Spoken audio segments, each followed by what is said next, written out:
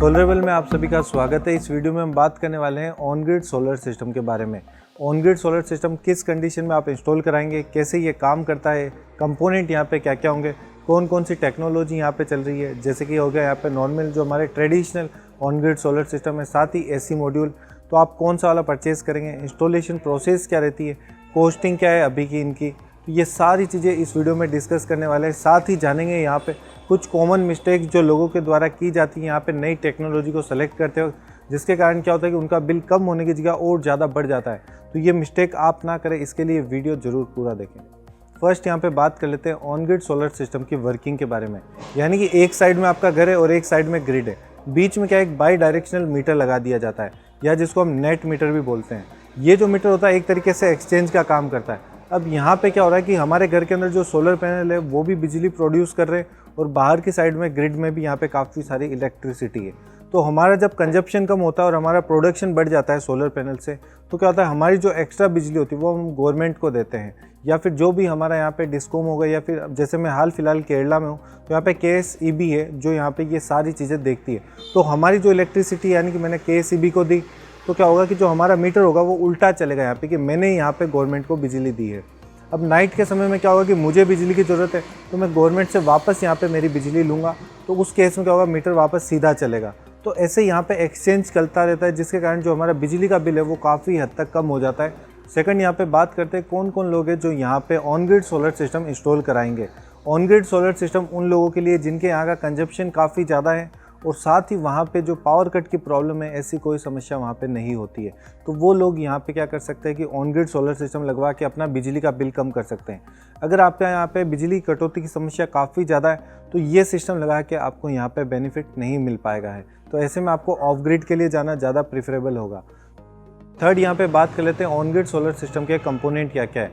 तो कंपोनेंट में आ जाता है हमारा सोलर पैनल, इसके बाद में inverter, net metre, structure, lighting arrester, इसके बाद में अर्थिंग हो गया, ACDB, DCDB, ये सारी चीज़ें मिला के जो हमारा ऑन ग्रिड सोलर सिस्टम है ये कंप्लीट होता है। अब यहाँ पे क्या है कि दो टेक्नोलॉजी इसके अंदर होती है। पहला जो हमारा टिपिकल या फिर बोले ट्रेडिशनल जो ऑन ग्रिड सोलर सिस्टम लगाए जाते हैं, जिसके अंदर एक स्ट्रिंग इन्वर्टर होगा, पैनल छत पे लग जाएंगे, वहाँ से DC वायर में जो भी करंट होगा वो आपके इन्वर्टर के अंदर लगेगा। इन्वर्टर जो होगा आपका यहाँ पे मीटर के यहाँ से कनेक्ट कर दिया होगा, जिससे क्या होगा कि जो करंट का यहाँ पे एक्सचेंज है वो चालू रहेगा। इसके अलावा दूसरे टाइप के यहाँ पे जो नई टेक्नोलॉजी है उसके अंदर होता है AC मॉड्यूल।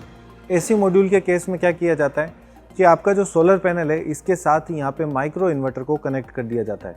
माइक्रो इन्वर्टर को कनेक्ट यहीं पे करने से क्या होगा कि आपको यहाँ पे DC वायर को ज़्यादा लंबा नहीं लेना पड़ेगा। DC वायर को अगर आप ज़्यादा लंबा नहीं लेंगे तो एक बेनिफिट ये मिल जाएगा कि करंट का लॉस यहाँ पे कम हो जाएगा, क्योंकि जो DC करंट होता है इसके अंदर करंट का लॉस काफ़ी ज़्यादा होता है AC के कंपेरिजन में। तो एक बेनिफिट आपको यहाँ मिल जाता है अगर आप यहाँ पे AC मॉड्यूल इंस्टॉल करा रहे हैं। इसके बाद में यहाँ पे अगर दूसरा बेनिफिट इस चीज़ का देखें तो AC मॉड्यूल के अंदर आपको एक और बेनिफिट ये मिल जाता है कि यहाँ पे आपको ये ज़्यादा सेफ़ और क्लीन होता है। यानी इसका जो इंस्टॉलेशन होगा वहाँ पे काफ़ी ज़्यादा आपको वायर वगैरह खींचना और इसके लिए ज़्यादा स्पेस की ज़रूरत नहीं होगी। खाली आप जहाँ पे सोलर पैनल इंस्टॉल करेंगे वहाँ पे आपका पूरा इंस्टॉलेशन कंप्लीट हो जाएगा। यहाँ पे हर पैनल के साथ में एक एक माइक्रो इन्वर्टर कनेक्ट किया होता है, जिससे क्या होता है कि आप हर पैनल का यहाँ पे मेज़र कर सकते हैं कि कौन सा पैनल कितना जनरेशन कर रहा है, किस पैनल पे शेडो आ रहा है। अगर यहाँ पे शेडो भी आता है तो क्या होगा कि सारे पैनल के ऊपर इसका अफेक्ट नहीं पड़ेगा, खाली जिस पैनल के ऊपर शेडो आ रहा है खाली उस पैनल का यहाँ पे क्या होगा, प्रोडक्शन कम होगा, बाकी पैनल यहाँ पे पूरा प्रोडक्शन देंगे। तो AC मॉड्यूल के केस में ये सारे बेनिफिट आपको मिलते हैं। आज के समय में काफ़ी जगह पे आप इंस्टॉलेशन देखेंगे वहाँ पे AC मॉड्यूल को यूज़ किया जा रहा है, क्योंकि काफ़ी क्लीन है, यहाँ पे ज़्यादा वायरिंग का झंझट नहीं। इसके साथ ही इंडिया के अंदर जो लोग यहाँ पे AC मॉड्यूल इंस्टॉल करवा रहे हैं वहाँ पे काफ़ी ज़्यादा कुछ मिस्टेक्स देखी गई हैं, जिनके बारे में हम वीडियो के लास्ट में डिस्कस करेंगे। अब यहाँ पे नेक्स्ट पॉइंट आ जाता है प्राइसिंग। अगर आप 1 किलोवाट यहाँ पे on grid solar system install कराते हैं तो इसकी प्राइसिंग क्या होती है। अगर आप ट्रेडिशनल यहाँ पे सोलर सिस्टम सेलेक्ट कराते हैं तो वहाँ पे आपको लगभग 50,000 से लगा के 60,000 रुपये पे करने होते हैं 1 किलोवाट सोलर सिस्टम के लिए। और आपका जैसे जैसे यहाँ पे जो किलोवाट है वो बढ़ेगा वैसे वैसे प्राइसिंग थोड़ी बहुत यहाँ पे कम होती है, लेकिन 1 किलोवाट से लगा के 3 किलोवाट तक जो प्राइसिंग है वो ऑलमोस्ट सेम ही रहेगी। इसके बाद में अगर आप नई टेक्नोलॉजी के AC मॉड्यूल सिस्टम इंस्टॉल कराते हैं तो इसकी प्राइसिंग लगभग कुछ 75,000 से लगा के 80,000 के आसपास रहती है 1 किलोवाट की। इसके अंदर इतनी प्राइसिंग ज़्यादा है, इसका रीज़न ये होता है कि यहाँ पे आपको स्मार्ट मॉनिटरिंग मिल जाती है। ईच पैनल को आप यहाँ पे ट्रैक कर सकते हैं, कौन सा पैनल जनरेशन कम कर रहा है, कौन सा ज़्यादा कर रहा है। इसके साथ ही यहाँ पे कुछ एक्स्ट्रा बेनिफिट भी और आपको मिल जाते हैं, जैसे कि एनवॉय होता है, जिससे आपका सिस्टम क्या कर रहा है उसको चालू बंद सारी चीज़ें आप क्या अपने मोबाइल से कंट्रोल कर सकते हैं। तो जैसे जैसे आप नई टेक्नोलॉजी के ऊपर जाएंगे, ज़्यादा फीचर होंगे, तो वैसे वैसे आपकी जो प्राइसिंग है वो यहाँ पे थोड़ी बहुत इंक्रीज़ हो जाएगी। तो ये चीज़ आप देख सकते हैं कि आपको कौन सी टेक्नोलॉजी खरीदनी है, प्राइसिंग उसके हिसाब से थोड़ी बहुत आपको ज़्यादा पे करनी पड़ सकती है। इसके साथ ही यहाँ पे डिपेंड ये भी करता है कि आप पैनल कौन से सेलेक्ट करते हैं, पॉली क्रिस्टलाइन सेलेक्ट करें, मोनो क्रिस्टलाइन सेलेक्ट करें, बाईफेशियल सेलेक्ट करें, हाफ कट सेलेक्ट करें। इससे भी जो प्राइसिंग है वो थोड़ी कम या फिर ज़्यादा हो सकती है। तो एक एवरेज प्राइस है जो मैंने आपको पहले बता दी है। नेक्स्ट अब यहाँ पे जान लेते हैं ऑन ग्रिड सोलर सिस्टम की इंस्टॉलेशन प्रोसेस क्या है। तो इसके लिए अभी हमें केरला में, और यहाँ पे हमारे साथ है सदर्न सोलर के सीईओ, जो कि यहाँ पे जो काफ़ी जगह पे इंस्टॉलेशन वगैरह की सर्विसेज प्रोवाइड करते हैं। तो यहाँ पे इन्होंने एसी मॉड्यूल सोलर सिस्टम के साथ में नेट मीटरिंग के पूरा यहाँ पे इंस्टॉलेशन कराया है। काफ़ी क्लीन और काफ़ी अच्छी तरीके से यहाँ पे इंस्टॉलेशन किया गया है। काफ़ी लोगों का ये डाउट भी है कि जो इंस्टॉलेशन है वहाँ पे अगर आप एसी मॉड्यूल काम में लेते हो तो नेट मीटरिंग नहीं होती है। तो ऐसी चीज़ बिल्कुल नहीं है, नेट मीटरिंग आप करा सकते हैं। अब यहाँ पे जो आगे की जानकारी हमें सर बताएंगे। Sir please tell us your intro and how the complete is the installation is complete. Okay, my name is Vibin. I am from the company called Southern Solar. We are in the business for the past 5 years. I've done a lot of projects in solar, on-grid and off-grid. But here we are used the latest technology that is called the Loom Solar AC module. That means the solar panel itself, the DC current is converted to AC, and that is connected to the KSCB grid. Okay. So based on net meter, the exporting and importing will be calculated, and I will show you around how we did and how things are happening here in detail. First step, we have installed the solar panel. You can see here 375 watts का solar panel है. उसके अंदर AC micro inverter है. उसके wire नीचे आएगा एक AC distribution box में। ये सिस्टम पूरा DC फ्री है। उसके पैनल के नीचे में इन्वर्टर हो गया, तो उसमें DC करंट AC कन्वर्ट हो गया। सो इधर DC DB is not required. So we only need AC DB. So from panel we have marked everything properly here. From panel the current is going to this AC distribution box. From here we have connected a SPD. So if any lightning or something happened, that current will go directly to the earth. One circuit is going to earth. The other circuit is we also having a breaker here. So in case if any fluctuation happen from the generation, the breaker will trip hoga. Okay. इसके बाद after this this goes to the main distribution AC distribution box, where we having the solar meter and the envoy for remote monitoring and other circuits are there. Here we have two parts. This is the KCB side, having net meter and breakers and all. This side is we have made a custom distribution box here for based on this client's requirement. So in this box I will open and explain you what all things it having. We have given stickering on this DB. This side this is going to KCB, and this is the solar energy meter that is taking all the reading, how many kilowatt solar we have generated. So this meter will monitor all those things. And here our Envoy remote monitoring system is going here, and here is the AC from AC DB. AC the wire comes from AC DB is going here. So let me open this and show you. Here in Kerala, the KSCB is necessary. There need to be a manual isolator for turning the solar circuit off. So this is a mandatory here in Kerala. Then we have the solar meter. This is not a net meter. It is actually reading how many generation we have from the solar. Okay.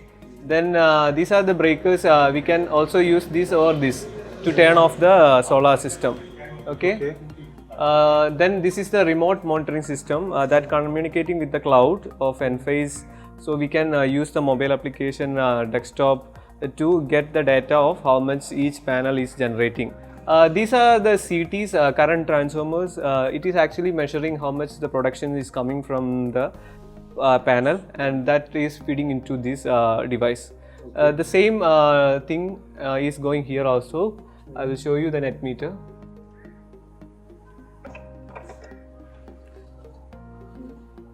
Here you can see the CTs are connected.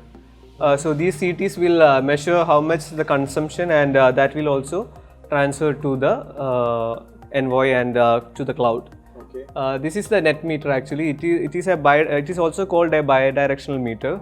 Bidirectional meter means that it will also record the importing and exporting. So based on how much production we have, we can use that. After excess production, it will import to KSEB. So if our production is less than the demand load, then it will come as an export. So this meter will record everything, and the KSEB people will take the reading on monthly basis. Normally here the homeowners are at a bi-monthly basis. Once the solar is installed, it will be monthly basis. So they will take the reading, and they will make the bills corresponding to how much unit we exporting and importing based on that. तो अब यहाँ के home owner हमारे साथ में, अब वो हमें बताएंगे कैसे ये इंस्टॉलेशन हुआ, कैसे उन्होंने फाइंड किया कि मुझे ऐसी मॉड्यूल सोलर सिस्टम लगवाना चाहिए, सारी जानकारी उन्होंने कैसे पता की और लास्ट में क्या अभी उनको बेनिफिट मिल पा रहा है, क्या लॉस है। तो सर बहुत बहुत धन्यवाद कि आपने आपका कीमती समय दिया और हमें हमारे दर्शकों को ये जानकारी दी। पहले हमारे दर्शकों को आपका छोटा सा परिचय दे दीजिए, आप जिस भी भाषा में कंफर्टेबल हो उसमें। ठीक है, मैं हिंदी में भी शुरू करेगा। ठीक है, शुरू करेगा जी। ओके। मैं बहुत साल गल्फ में काम करता था, बाद में इधर आके सेटल हो गया। अभी 4-5 साल हो गया। हम लोग को जो इलेक्ट्रिसिटी बिल जो है ना बहुत ज़्यादा आता था, स्पेशली ये मार्च अप्रैल मई में, वो पीक सीज़न है, हॉट सीज़न है, बहुत आया था। 4,000 4,500 तक बिल आया था। इसलिए मैं वो आदमी लोगों से बात करके ये फैसला किया सोलार लगाएगा तो बहुत कम होता है। अभी 2 महीने का बिल आया 2,200 इतना आया था। अभी इंस्टॉलेशन हो गया 1 महीना पहले। वो इंस्टॉलेशन के बाद हम लोग को खाली 100 रुपया भरना पड़ा। ओके। और बहुत अच्छा है ये जो लगाया, कंपनी का नाम है सदर्न सोलार। बहुत अच्छा कंपनी है, और जो लगा कर उसका इंस्टॉलेशन वगैरह सब कुछ फर्स्ट क्लास है, और इसमें हम लोग को बहुत फ़ायदा मिलता है। ये सब जानकारी सब लोगों को देने का है। अब यहाँ पे बात कर लेते हैं कॉमन मिस्टेक के बारे में, जो काफ़ी सारे लोगों के द्वारा यहाँ पे कर दी जाती है और फिर बाद में वो पछताते हैं कि हमने यहाँ पे सोलर में फालतू पैसा ख़राब किया। तो यहाँ पे सबसे पहली और मेन चीज़ है कि रिसर्चिंग की। अगर हम एक छोटा सा प्रोडक्ट भी खरीदते हैं तो क्या करते हैं, हम काफ़ी ज़्यादा रिसर्च करते हैं। मोबाइल खरीदना, कौन सा कैमरा होना चाहिए, कितनी GB रैम होनी चाहिए, सारी चीज़ों का हम यहाँ पे ध्यान रखते हैं। ऐसा कभी नहीं होता कि हम डायरेक्टली गए और परचेज़ कर दिया। लेकिन सोलर सिस्टम के केस में ऐसा देखा जा रहा है कि लोग डायरेक्टली जाते हैं और एकाएक यहाँ पे पैसे देके सोलर सिस्टम को परचेज़ करके इंस्टॉलेशन यहाँ पे स्टार्ट करवा देते हैं। वो इस बारे में अपनी तरफ से यहाँ पे नॉलेज नहीं लेते हैं, जिसके कारण क्या होता है कि उन्हें यहाँ पे नुकसान हो जाता है। हम यहाँ पे क्या हो रहा है, कम से कम 1-2 लाख रुपए खर्च करते हैं, लेकिन इसके बावजूद भी यहाँ पे इतनी ज़्यादा इन पैसों के ऊपर केयर नहीं करते कि हमें एक एक चीज़ का नॉलेज हो। तो इस कारण से क्या है, ज़्यादातर लोग यहाँ पे दुखी होते हैं सोलर सिस्टम लगा के, और फिर वो दूसरे लोगों को भी यही अपना रिव्यू देते हैं कि आप भी सोलर सिस्टम मत लगवाइए, इसके अंदर पैसा बर्बाद हो रहा है। तो इस चीज़ का आपको यहाँ पे ध्यान रखना है। पहले पूरी जानकारी ले, इसके लिए यूट्यूब का भी आप सहारा ले सकते हैं, या फिर कोई जो सोलर विक्रेता है उनके पास भी आप 2-3 विक्रेता के पास जाके कंफर्मेशन ले सकते हैं कि क्या जानकारी, उनको आपका घर का लोड क्या है, ये सारी चीज़ें समझाएंगे, आपका बिजली का बिल कितना आ रहा है, तो इसके हिसाब से वो आपको सोलर सिस्टम गाइड कर देंगे। लेकिन हर जगह आपको क्रॉस चेक करना काफ़ी ज़्यादा ज़रूरी है, क्योंकि जो इंस्टॉलर होता है वो भी अपने प्रॉफिट के लिए काम कर रहे होते हैं। तो आपका यहाँ पे खुद का नॉलेज भी होना चाहिए। इसके बाद में जो इंस्टॉलर है या फिर कंपनी है, वहाँ से आपको इसके बारे में जानकारी लेनी चाहिए, जिससे कि आपके साथ यहाँ पे कभी भी कोई धोखाधड़ी ना हो सके। तो पहली और मेन और इम्पोर्टेंट चीज़ यही है। इसके बाद में नेक्स्ट बात आती है कि सोलर पैनल का जो जनरेशन होता है वो दिन के समय में होता है, यानी कि सोलर पैनल सुबह 8 बजे के आसपास जनरेशन स्टार्ट कर देते हैं और 4-5 बजे यहाँ पे इनका पूरा प्रोडक्शन लगभग बंद हो जाता है। तो यानी कि 100% जो करंट हमें मिल रहा है वो दिन के समय मिल रहा है, लेकिन हमारा जो घर का कंजप्शन होता है वो 40% दिन के टाइम पे होता है और 60% हर जगह पे मोस्टली यही देखा गया है कि नाइट के समय होता है, क्योंकि हर व्यक्ति आज के समय में जॉब करता है। तो दिन में घर में खाली 1 या 2 जने होते हैं, ऐसे में पंखा हो गया, टीवी हो गया, इससे ज़्यादा इक्विपमेंट कोई चलाता नहीं है।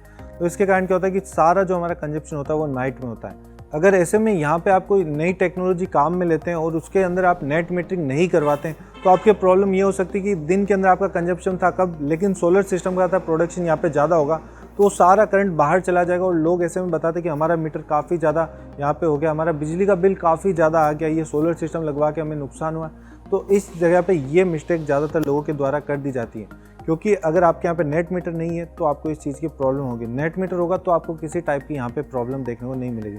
तो पहले ये चीज़ आपको ध्यान रखनी है कि आपका दिन के अंदर लोड कितना है, उसके हिसाब से अगर आप ऐसी मॉड्यूल बाय करें तो 1 पैनल 2 पैनल से स्टार्ट कर सकते हैं। दिन का जो आपका मिनिमम कंजप्शन है इसके हिसाब से, बाकी आप ऑफ ग्रिड सोलर सिस्टम या फिर नेट मीटरिंग का भी यहाँ पे सहारा ले सकते हैं। तो ये थी यहाँ पे कुछ कॉमन मिस्टेक जो ज़्यादातर लोगों के द्वारा सोलर सिस्टम खरीदते वक्त की जाती है और इसके बाद कंपनी या फिर इंस्टॉलर को ब्लेम किया जाता है। क्या होता है कि हर व्यक्ति यहाँ पे कमाने के लिए तो आपकी सावधानी आपको खुद बरतनी होगी, जिससे आपके साथ कोई भी यहाँ पे धोखाधड़ी नहीं कर सके।